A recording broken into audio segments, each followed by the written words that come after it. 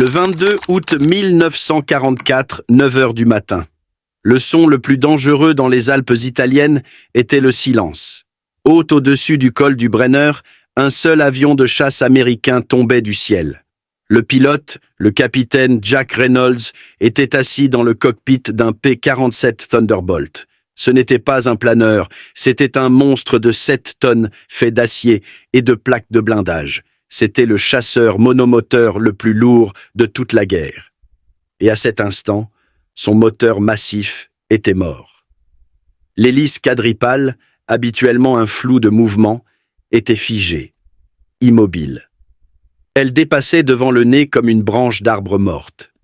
Reynolds piquait vers le fond de la vallée à 480 km/h. Le seul bruit qu'il pouvait entendre était le sifflement du vent sur la verrière. Il était terrifié. Chaque instinct dans son corps lui hurlait de redémarrer le moteur. Un P-47 sans puissance était techniquement un planeur, mais en réalité, c'était une enclume volante. Le manuel de vol disait que c'était impossible. Les lois de la physique disaient qu'il devait s'écraser. Mais Reynolds garda la main loin de la manette des gaz.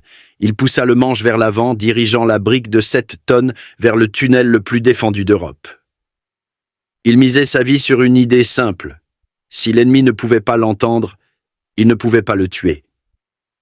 Pour comprendre pourquoi un homme sain d'esprit couperait son moteur en pleine zone de guerre, il faut regarder la carte. Le col du Brenner était la veine jugulaire de l'armée allemande en Italie. C'était une vallée étroite et sinueuse qui traversait les montagnes de granit reliant l'Autriche à l'Italie. C'était la seule route qui comptait.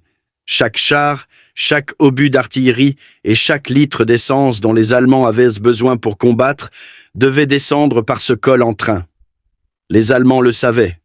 Ils ont transformé le col du Brenner en forteresse. Ils ne l'ont pas seulement défendu. Ils l'ont cuirassé d'acier.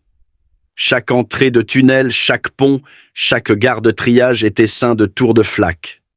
Ce n'étaient pas juste des gars avec des fusils, c'étaient des batteries de canons de 88 mm et de canons quadruples de 20 mm.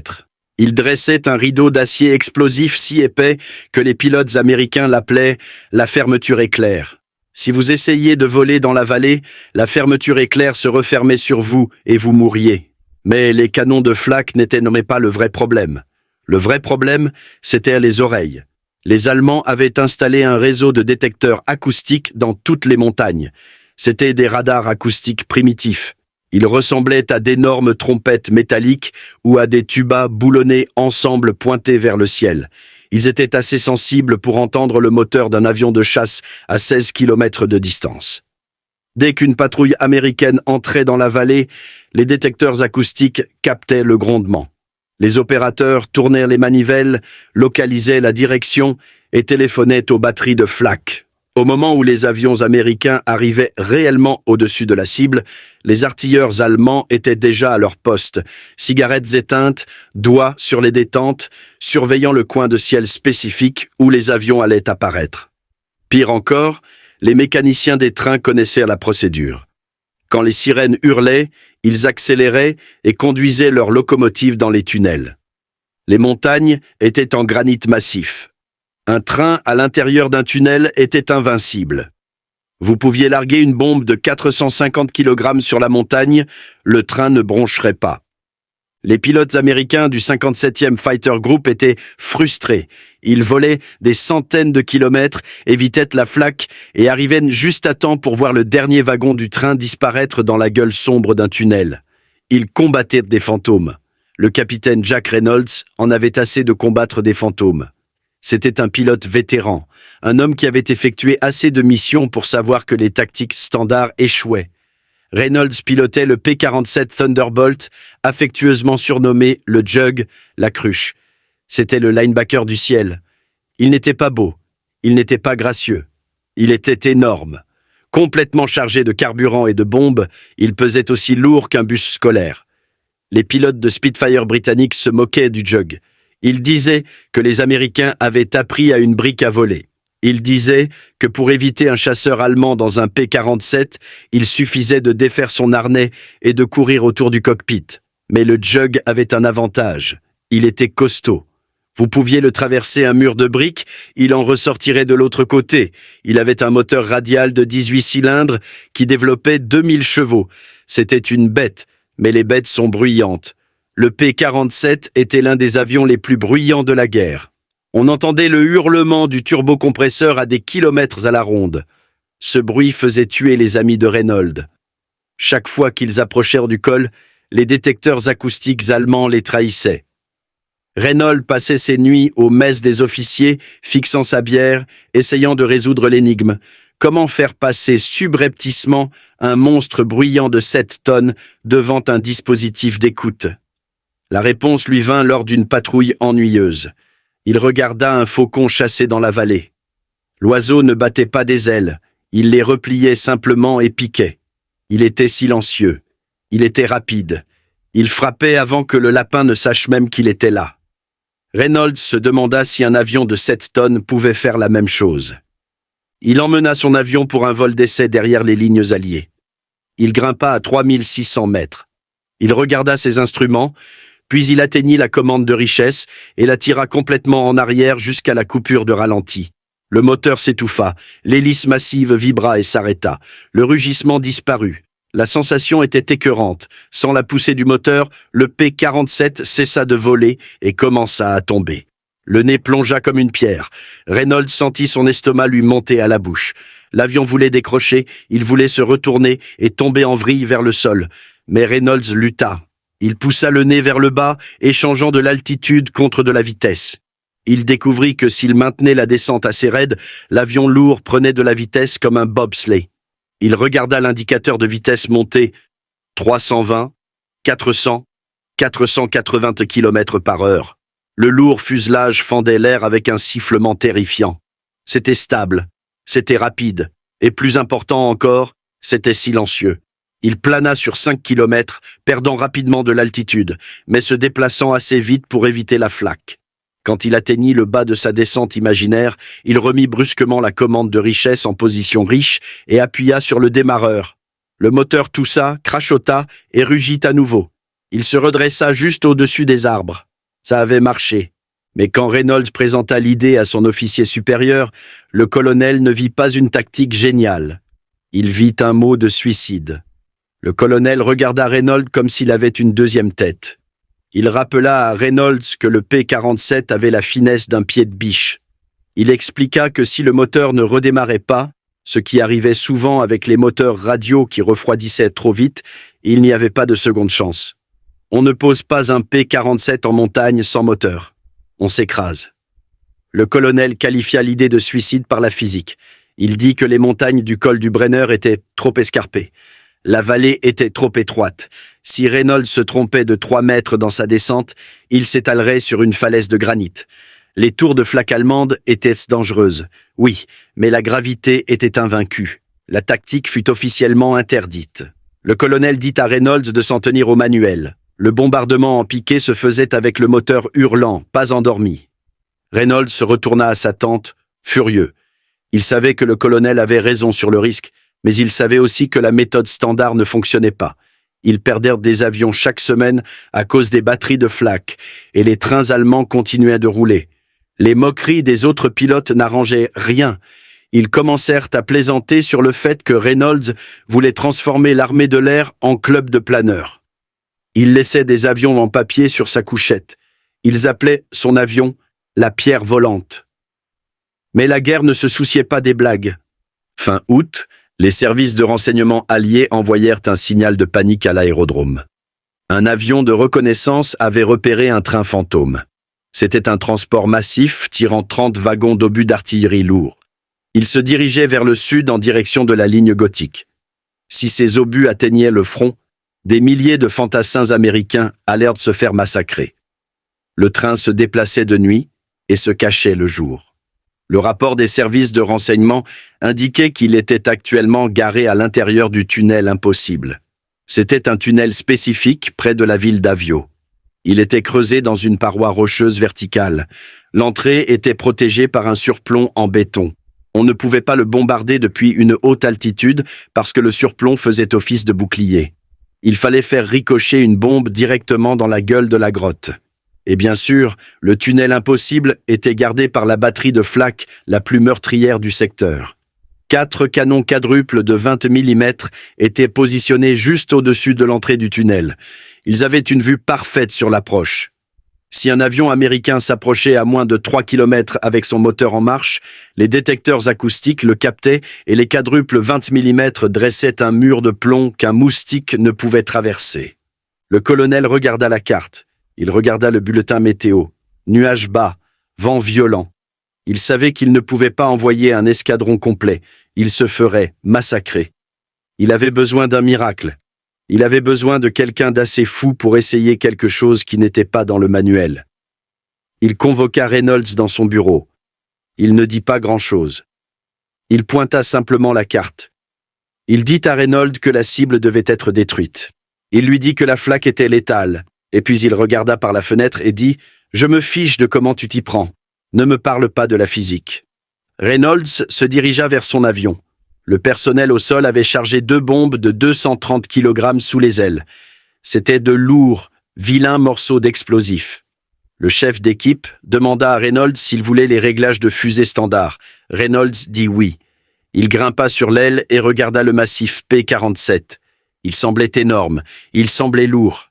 Il ressemblait au pire planeur de l'histoire de l'aviation. Il s'attacha. Son ailier, un lieutenant nommé Red Miller, lui fit un signe de pouce levé depuis l'avion voisin. Miller ne connaissait pas tout le plan. Il savait juste qu'il partait à la chasse. Ils firent démarrer les moteurs massifs.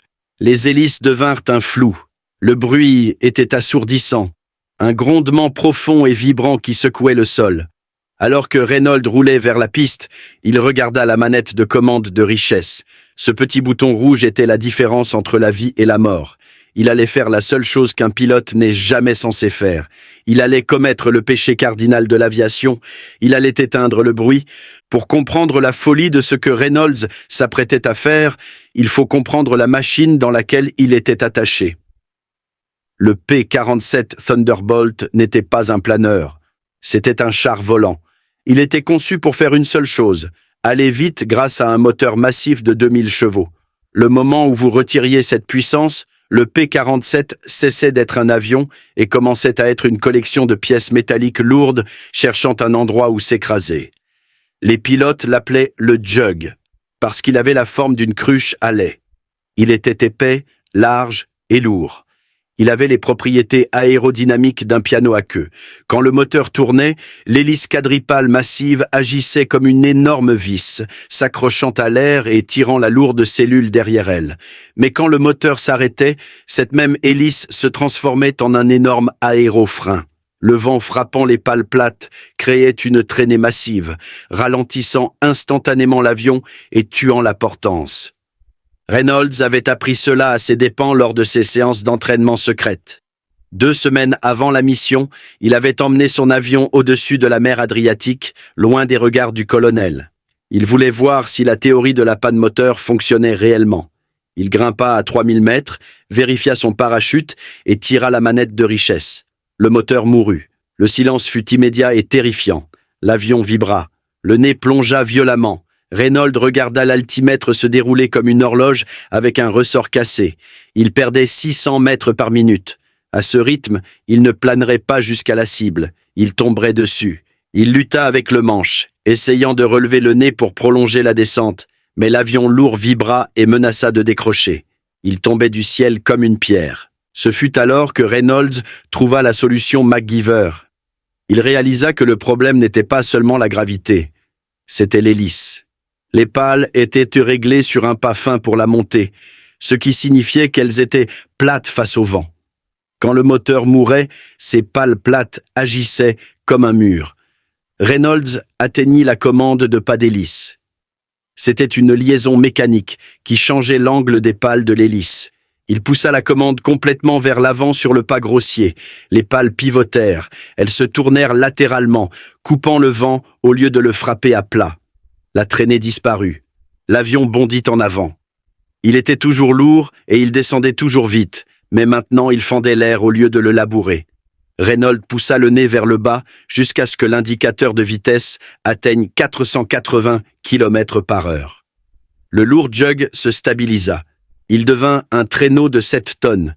C'était silencieux, rapide et incroyablement stable. Il s'entraîna encore et encore. Il apprit qu'il ne pouvait pas simplement planer. Il devait piquer. Il devait échanger de l'altitude contre de la vitesse. S'il commençait à 3600 mètres, il pouvait planer sur peut-être 10 ou 12 kilomètres. C'était le nombre magique. Les détecteurs acoustiques allemands avaient une portée d'environ 16 kilomètres, mais ils étaient plus efficaces pour repérer les moteurs qui peinaient en montée. Ils n'écoutaient pas une pierre qui sifflait. Reynolds avait testé la tactique une fois, sans autorisation, sur un petit convoi de ravitaillement allemand près de Bologne. Il avait repéré 3 camions garés près d'un pont. Au lieu de foncer avec ses armes crachant, il avait grimpé à 2400 mètres, coupé le moteur et piqué. Il arriva au-dessus des arbres en silence total. Les conducteurs allemands étaient debout près de leur camion en train de déjeuner. Ils n'entendirent rien. Reynolds passa juste au-dessus de leur tête, largua une bombe de 230 kg et ne redémarra son moteur qu'après que la bombe eut déjà explosé. Les camions furent vaporisés avant que les conducteurs n'aient lâché leur sandwich. C'était une petite victoire, une preuve de concept, mais détruire 3 camions était facile. Attaquer le tunnel impossible était une toute autre paire de manches. Maintenant, alors que Reynolds grimpait à travers les nuages vers le col du Brenner, le souvenir de ce vol d'essai était la seule chose qui le maintenait calme. L'air extérieur était glacial. À 3600 mètres, la température était de moins 30 degrés Celsius. Le chauffage du P-47 peinait. Reynolds vérifia ses instruments. Pression d'huile bonne, pression d'admission stable. L'énorme moteur Pratt et Whitney ronronnait, buvant de l'essence et crachant du feu. Son ailier, le lieutenant Miller, était collé sur son aile droite. Miller pensait que c'était une mission de bombardement en piqué standard. Il ne savait pas que dans environ 5 minutes, son chef de vol allait commettre un suicide aéronautique. Reynolds appuya sur son bouton radio. Il dit à Miller de rester haut. Il lui dit de fournir une couverture aérienne et de surveiller les chasseurs. Il mentit en disant qu'il avait des problèmes de moteur et qu'il allait essayer une approche à puissance réduite pour économiser du carburant. Miller ne discuta pas, mais il semblait confus. On n'économise pas de carburant dans une zone de combat. Le col du Brenner apparut devant eux. C'était une cicatrice déchiquetée dans les montagnes blanches. Les pics s'élevaient jusqu'à 3000 mètres de chaque côté, créant un canyon étroit de roches grises et de sombres pins. C'était un piège mortel. Si Reynolds descendait dans cette vallée et que son moteur ne redémarrait pas, il n'y avait aucun endroit où se poser. Pas de champs, pas de route, juste des falaises verticales et des rivières glacées. Reynolds vérifia sa carte. La cible était le tunnel d'Avio. Il était à 16 kilomètres au nord. Les défenses allemandes se réveillaient déjà. Il pouvait voir les bouffées noires de la lourde flaque explosant haut à 6000 mètres. Les 88 mm guidés par radar cherchaient des bombardiers à haute altitude. Ils ne regardèrent pas en bas dans la vallée, pas encore. Mais les Allemands étaient intelligents. Ils avaient des guetteurs, des soldats, avec des jumelles postées sur les pics des montagnes. Ces hommes étaient les yeux du réseau de défense. S'ils voyaient un avion, ils tiraient une fusée éclairante. Une fusée rouge signifiait chasseur ennemi. Une double fusée rouge signifiait attaque imminente. Reynolds scruta les pics. Il savait que tant que son moteur rugissait, il peignait une énorme cible. Le son résonnait contre les parois du canyon, amplifiant le bruit. Pour les guetteurs, un vol de P-47 sonnait comme un train de marchandises dans le ciel. Il devait le faire. Il devait disparaître. Reynolds se mit en palier à 3600 mètres. Il était exactement à 13 kilomètres du tunnel. C'était le point de non-retour. Il regarda le tachymètre. 2500 tours par minute. Le moteur était vivant. Il était chaud. Il voulait tourner. L'arrêté semblait assassiner un ami. Il prit une profonde inspiration d'oxygène froid. Il tendit sa main gantée. Il attrapa la commande de richesse. Il n'hésita pas. Il la tira en arrière jusqu'à la coupure de ralenti. L'effet fut violent. Le moteur cogna une fois, un fort retour de flamme qui secoua toute la cellule, puis s'arrêta. Le nez piqua instantanément. Reynolds lutta avec le manche, forçant l'avion dans une descente peu profonde. Il attrapa la commande de pas d'hélice et la poussa sur pas grossier. Les pales de l'hélice pivotèrent. Le moulinet s'arrêta. L'énorme ventilateur quadripale se figea, une pale pointant droit vers le haut à midi. Le silence envahit le cockpit. Le rugissement du moteur avait disparu, remplacé par le sifflement aigu du vent sur la verrière. C'était étrange. Reynolds pouvait entendre le grincement des longerons métalliques dans les ailes. Il pouvait entendre sa propre respiration dans son masque à oxygène. Il se sentait en apesanteur, suspendu dans une cage d'aluminium en chute libre. Il vérifia sa vitesse, 450 km/h. Il poussa le nez plus raide, 480, 515 km/h. La brique volante prenait de l'élan. Il dirigea le nez de l'avion directement vers l'ombre sombre du fond de la vallée. Il descendait maintenant sous les pics des montagnes. Les sommets enneigés passaient au-dessus de lui. Il entrait dans le canyon. C'était l'escalade. Il était maintenant engagé. S'il essayait de redémarrer le moteur maintenant, le bruit soudain résonnerait contre les falaises et alerterait tous les artilleurs dans un rayon de 30 km. Il devait descendre la pente jusqu'en bas. Il scruta le fond de la vallée. C'était un labyrinthe de voies ferrées et de routes. Et puis il le vit, l'énorme bouche de béton du tunnel d'Avio. Elle ressemblait à un trou de souris au bas d'une falaise géante. Et la gardant, comme le disait le rapport des services de renseignement, se trouvaient les tours de Flak.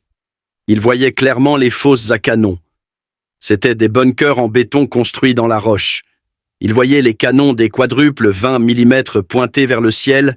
Il voyait même les artilleurs. C'étaient de minuscules points debout autour de leurs armes. Ils regardaient vers le sud en bas de la vallée, scrutant l'horizon à la recherche des points noirs des avions américains. Ils écoutaient le rugissement. Ils ne regardèrent pas vers le haut. Ils ne regardèrent pas vers le nord. Ils n'avaient aucune idée que 7 tonnes de morts planaient vers eux par derrière, tombant du soleil dans un silence total. Reynolds ajusta son trim. L'avion était lourd sur les commandes sans la puissance du moteur pour aider l'hydraulique. Il devait lutter contre le manche à 2 mains. Il arrivait vite, plus de 560 km/h maintenant. Le sol se précipitait vers lui. Soudain, un éclair de lumière attira son attention. Haut au-dessus de lui, sur un pic déchiqueté à sa gauche, un guetteur allemand avait tourné la tête. L'homme avait vu le reflet du soleil sur la verrière de Reynolds. Reynolds regarda avec horreur le guetteur lever un pistolet lance-fusée. Une boule de feu rouge vif monta dans le ciel. La fusée resta suspendue dans l'air, brûlant intensément contre les nuages gris, le signal. Le guetteur l'avait vu, mais l'homme était confus. Il n'avait pas tiré le double rouge pour une attaque. Il avait tiré le simple rouge pour un avion repéré. Il pensait probablement que Reynolds était un avion allemand rentrant chez lui avec un moteur en panne. La silhouette du P-47 ressemblait un peu au Focke-Wulf 190 allemand de loin. Reynolds retint son souffle. Il regarda les artilleurs dans la vallée. Ils virent la fusée. Ils tournèrent la tête. Ils regardèrent le guetteur sur la montagne. Ils étaient confus. Ils commencèrent à pointer le ciel, à discuter. Ils ne couraient pas vers leurs armes. Ils hésitaient. Cette hésitation était la fenêtre de tir de Reynolds. Il était à 5 km. L'entrée du tunnel grossissait dans son viseur. Il voyait le train. Il était là. Un long serpent noir de wagons d'acier, à moitié caché dans la montagne. La locomotive était profondément à l'intérieur, mais les 10 derniers wagons dépassaient encore, exposés. Reynolds aligna le tir. Il n'allait pas bombarder les wagons à l'extérieur. Cela n'endommagerait que les voies. Il voulait tuer tout le train. Il devait mettre ses bombes à l'intérieur du trou. Il devait passer une aiguille à 560 km/h avec un moteur mort et une hélice gelée. Mais ensuite, la situation dégénéra. Le guetteur sur la montagne réalisa son erreur. Il tira une deuxième fusée, puis une troisième. Double rouge, triple rouge, attaque ennemie. Les artilleurs dans la vallée se réveillèrent. L'indécision disparut. Ils se précipitèrent à leur poste. Les canons des quadruples 20 mm pivotèrent. Ils ne savaient pas où était l'avion, mais ils savaient qu'il arrivait. Ils commencèrent à tirer à l'aveugle dans les airs, dressant un barrage, un mur d'obus explosifs directement devant le tunnel. Reynolds serra le manche jusqu'à ce que ses jointures blanchissent. Il était à 3 km. Il planait droit dans un rideau de feu. Il ne pouvait pas remonter. Il ne pouvait pas tourner. Il n'avait pas de puissance. Il était passager dans une bombe qui tombait. Il devait traverser les explosions silencieusement et espérer en ressortir de l'autre côté. L'air devant le tunnel devenait noir.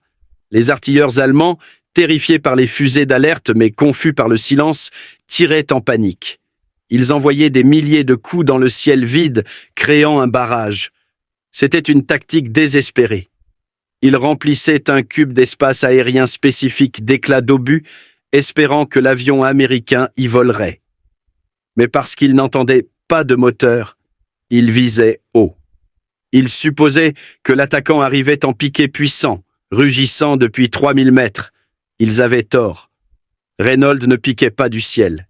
Il glissait juste au-dessus de la cime des arbres. Il arrivait si bas que son train d'atterrissage touchait presque le sommet des pins.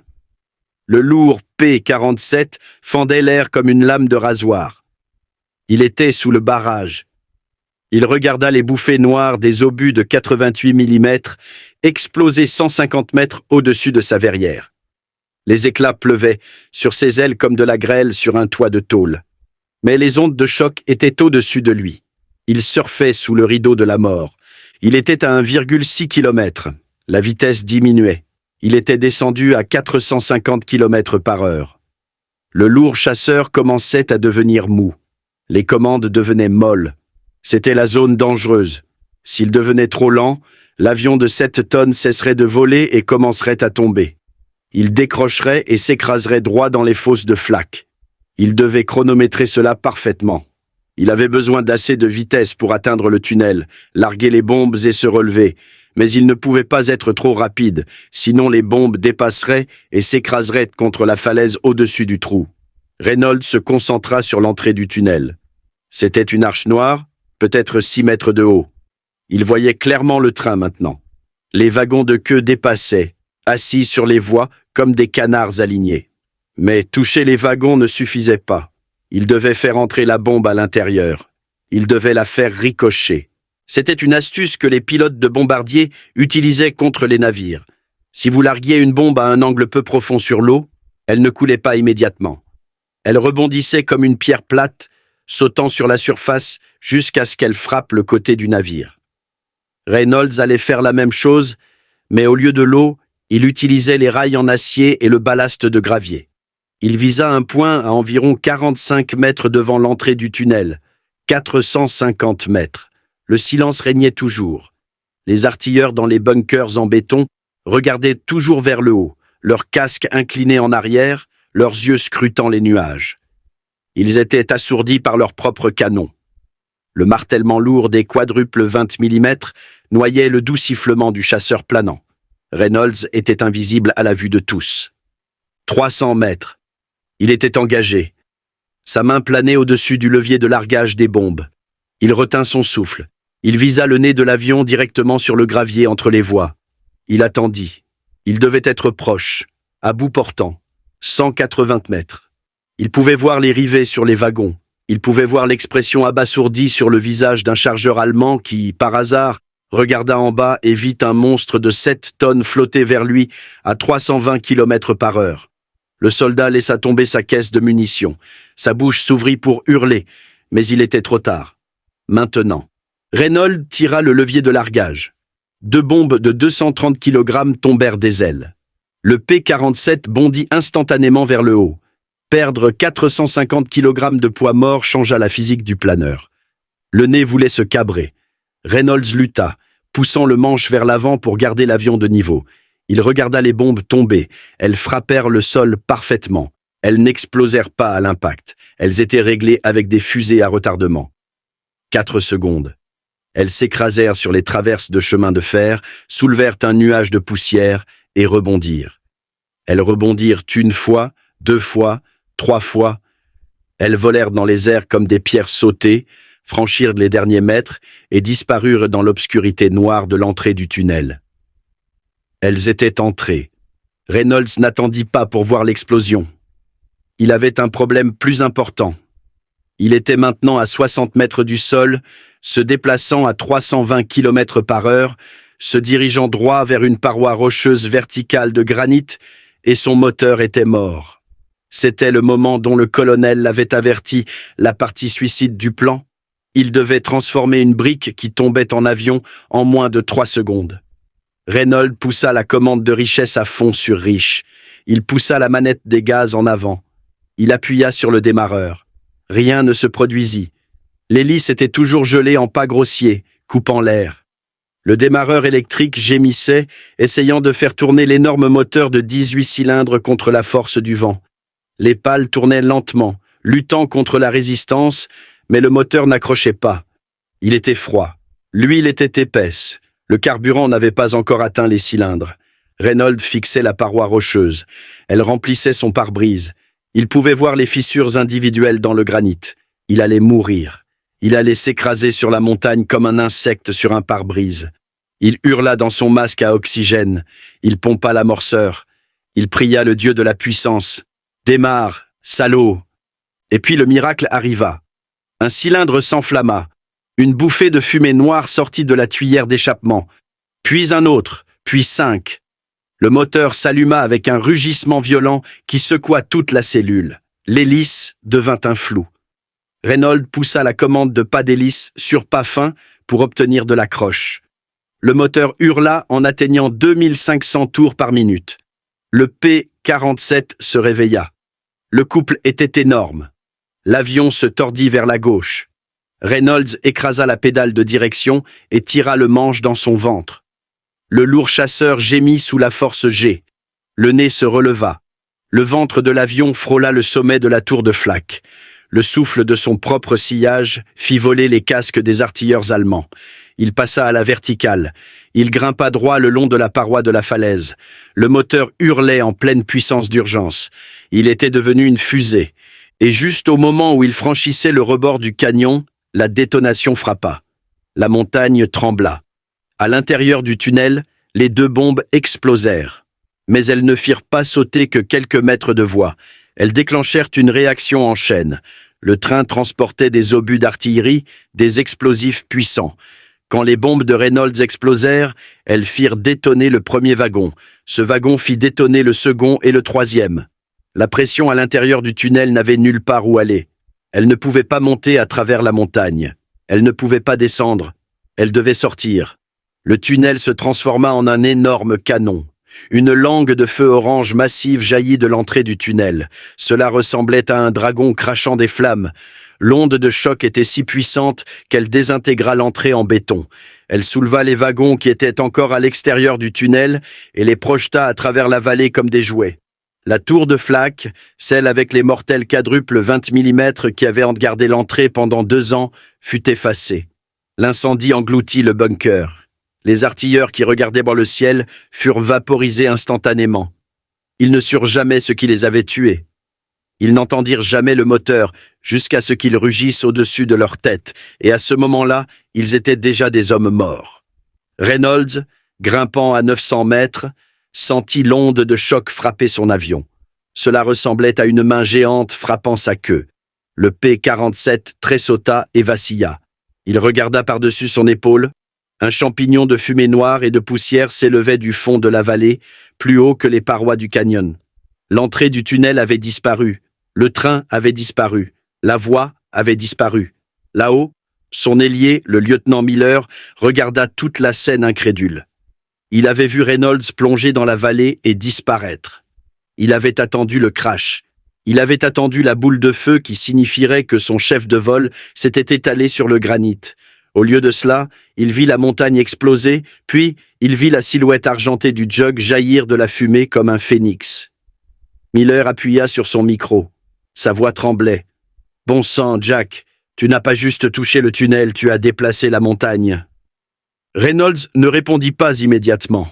Il était occupé à essayer de calmer ses mains tremblantes. Il régla le pas d'hélice. Il appauvrit le mélange.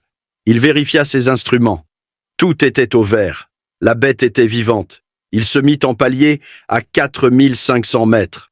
De retour dans la sécurité de l'air raréfié, il regarda le col du Brenner une dernière fois. La fumée s'échappait toujours du trou dans la montagne. Elle brûlerait pendant des jours. La voie ferrée était coupée. Les munitions qui étaient censées tuer des Américains sur la ligne gothique n'étaient plus que de la ferraille et des cendres. Reynolds appuya enfin sur son micro. Sa voix était sèche, rauque mais stable. Cible détruite. Rentrons à la maison, Red. Je crois que je les ai réveillés. Le vol de retour vers la base fut silencieux. Reynolds ne fit pas de tonneau de victoire. Il ne survola pas la tour en rase-motte. Il vola simplement droit et niveau, écoutant le ronronnement du moteur. Il n'avait jamais aimé ce son plus qu'à cet instant. Le silence de la descente avait été excitant, mais le bruit du moteur, c'était la vie. Quand il atterrit sur l'aérodrome, le personnel au sol attendait. Ils avaient entendu les conversations radio. Ils savaient que quelque chose de gros s'était passé. Reynolds roula jusqu'à son abri et coupa les moteurs. L'hélice ralentit et s'arrêta. Le silence revint, mais cette fois, c'était un silence sûr. Reynolds sortit du cockpit. Sa combinaison de vol était trempée de sueur. Même si l'air en altitude était glacial, ses genoux étaient faibles. Il s'assit sur l'aile un moment, juste pour respirer. Il regarda l'énorme hélice quadripale. Il tapota la pale d'aluminium froide. La Jeep du colonel s'arrêta en dérapant à côté de l'avion. Le colonel sauta. Il regarda Reynolds. Il regarda les supports de bombes vides. Il regarda son ailier, Miller, qui venait juste d'atterrir et accourait en agitant les bras et en criant à propos d'un volcan. Le colonel s'approcha de Reynolds. Il avait un air sévère. C'était l'homme qui avait interdit la tactique. C'était l'homme qui l'avait qualifié de suicide. C'était l'expert qui disait qu'un P-47 ne pouvait pas planer. « Alors, demanda le colonel, as-tu survécu à la physique ?» Reynolds alluma une cigarette. Sa main tremblait légèrement, mais il réussit à sourire. « La physique a bien fonctionné, mon colonel, dit-il. La gravité a fait la plupart du travail. J'ai juste dirigé. » Le colonel regarda le pilote puis l'avion. Il secoua la tête. Il savait que ce que Reynolds avait fait était impossible.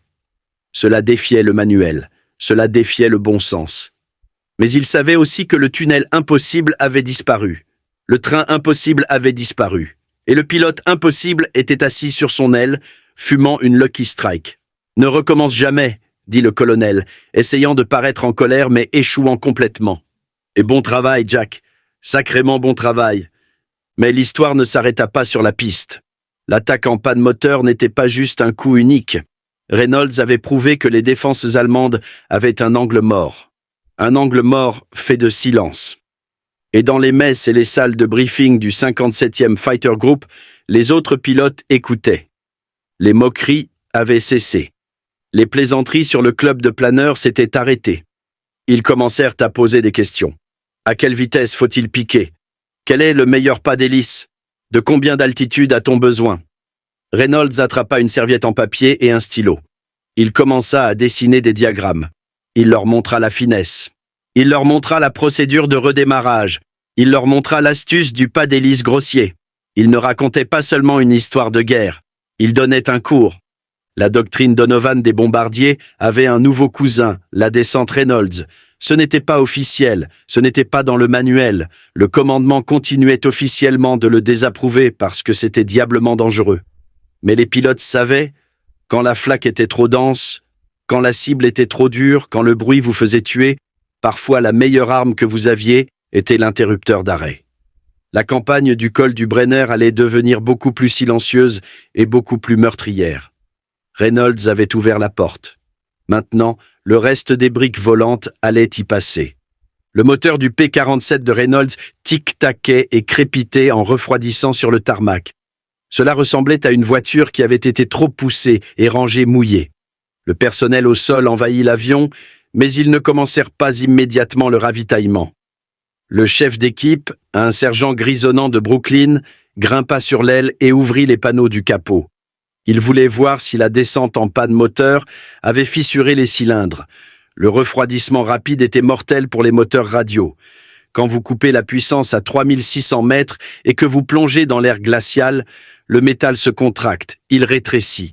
S'il rétrécit trop vite, le bloc moteur se fissure comme une assiette tombée.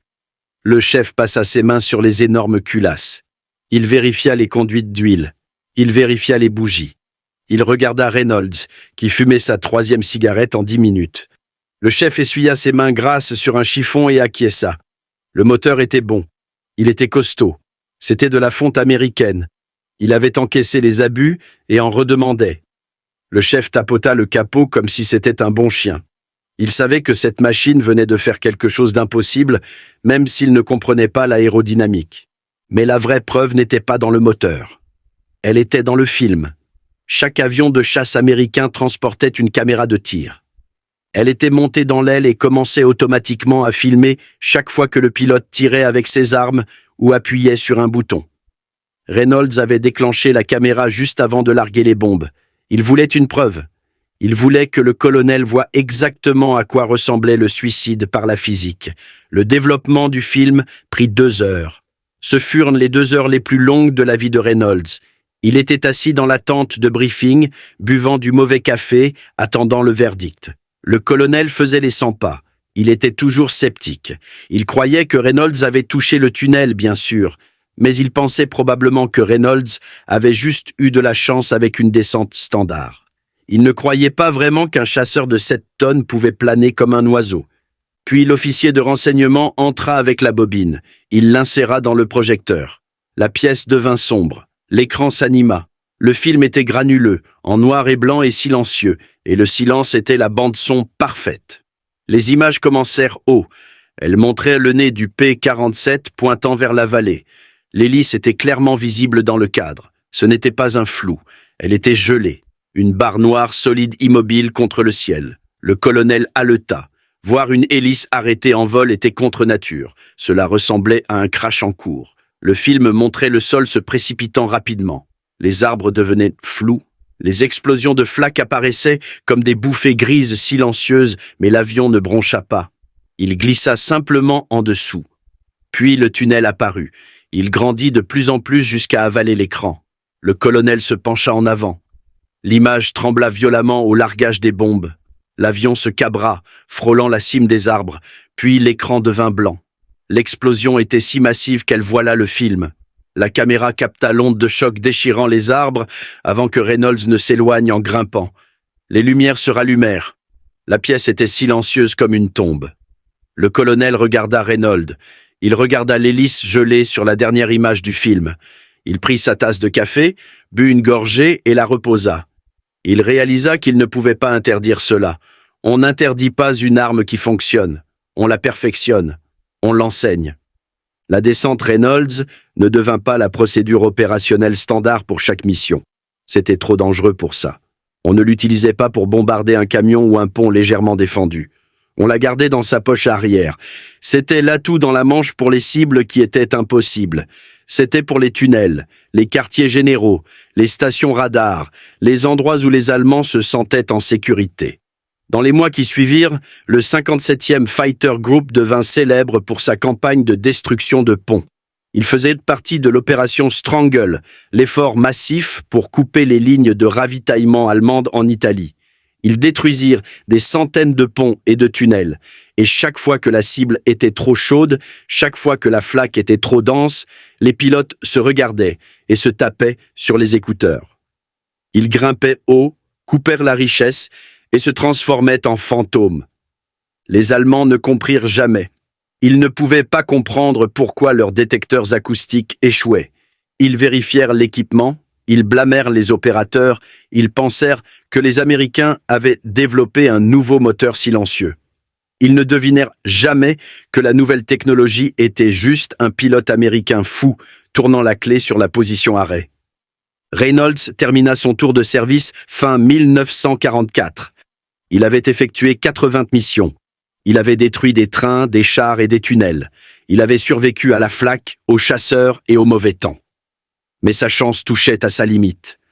Le colonel le renvoya chez lui avant que la loi des séries ne le rattrape. Il fit ses bagages, jeta un dernier regard à son P-47 cabossé et monta à bord d'un transport de troupes pour rentrer aux États-Unis. Il ne rentra pas chez lui pour une parade. La guerre en Europe s'acheminait vers une fin sanglante, et les gros titres étaient concentrés sur les grandes armées, les généraux et la recherche sur la bombe atomique. Un pilote de chasse qui avait bombardé des tunnels en Italie n'était qu'un rouage de plus dans la machine. Reynolds retourna à sa vie. Il enleva l'uniforme et enfila un costume. Il obtint un emploi d'ingénieur dans une compagnie aérienne civile. Il mena une vie tranquille. Il éleva une famille. Il tondit sa pelouse le dimanche, il répara les voitures de ses voisins. C'était un type normal dans une banlieue normale. Quand les gens lui demandaient ce qu'il avait fait pendant la guerre, il disait généralement « Je pilotais des chasseurs ». Il ne leur parlait pas de la descente, il ne leur parlait pas du silence. C'était trop difficile à expliquer. Comment dire à quelqu'un que le moment le plus terrifiant de votre vie avait été paisible?